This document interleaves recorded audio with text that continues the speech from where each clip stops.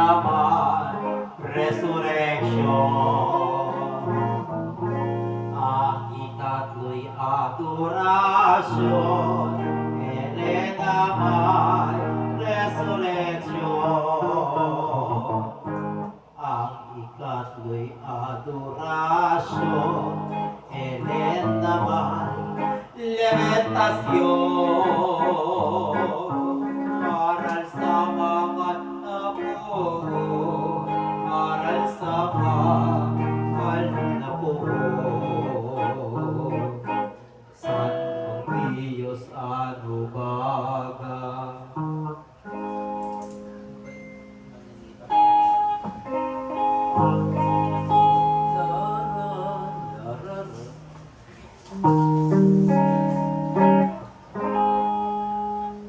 Santong Diyos, Santong Diyos, ano baga, banal kapwa ng kaparanan, napadaig sa habang bago'y totoong Diyos ka.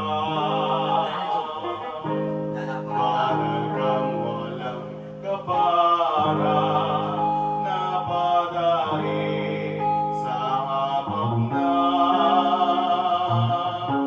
bago'y totoong Diyos ka, at iyong demonyosita. Itinumbas, itinumbas, ipinaris. Ikaw sa isang malupit, bago'y Diyos ka,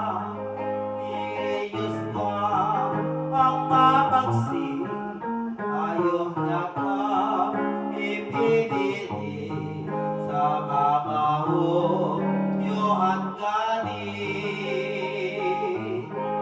O Ginoong napapawa, ano itong iyong gawa? Maawa'y mapagpala sa anak niyo tapungan. Ano itong inyong gawa? Maawa'y mapagpala sa anak ninyo tapungan. Ano ang kinamasama? Laki ng pait ninyo sa kakatikang totoo sa buong universo, at ang malupit na kao ang siyang pinakatotoo. Lagi bagang kamo, lagi bagang kamurahan ni Kristong inyong Kristong inyong inanay.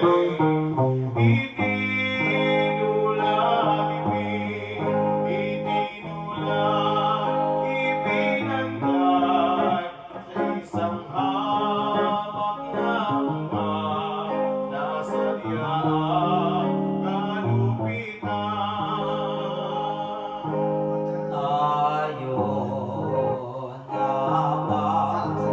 Tayo namang taong lahat sa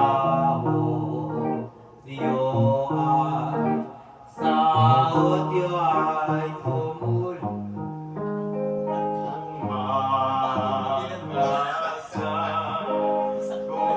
Magkasal ay madalas si Jesus tinutulak, inakabig si Barabas. siya ring kauwian dito sa hamak na bayan.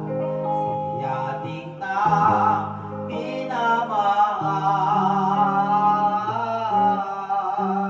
ipinapalit ding tunay sa Diyos sa kalangitan. Kaya kako tong Kris, kaya kako tong Kristiyano. Huwag kang tumulat, huwag kang tumulat dito.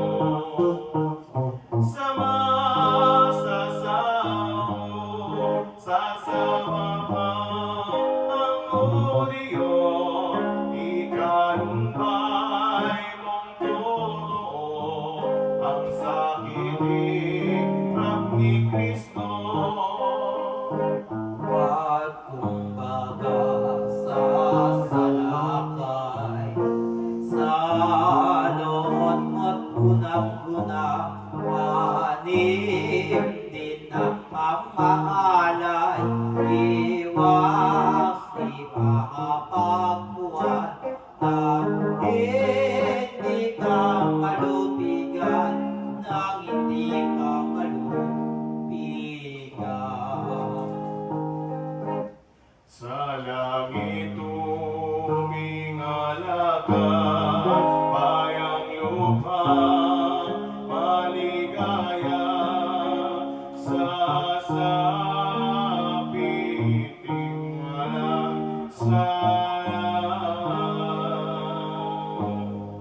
ng loob nating lahat na kung sa Diyos pakalarang, anuman ang ating isip.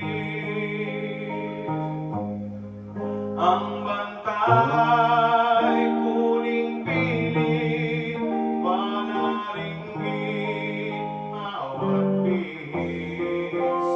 Ang puso natin titig, kung di sa Diyos manalig.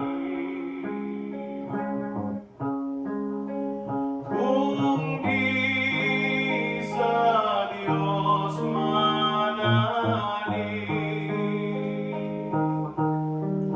At kuringin kauwian ng kaluluwa't katawan, dito may munting tuwangan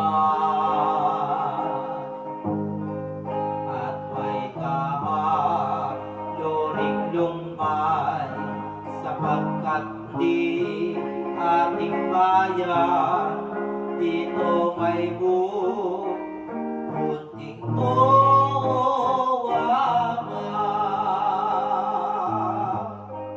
at may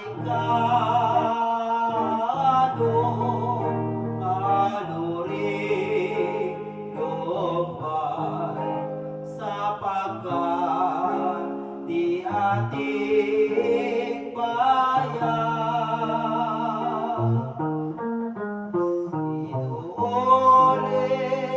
inuulit-ulit sa tanan. O Diyos, mga sumabay.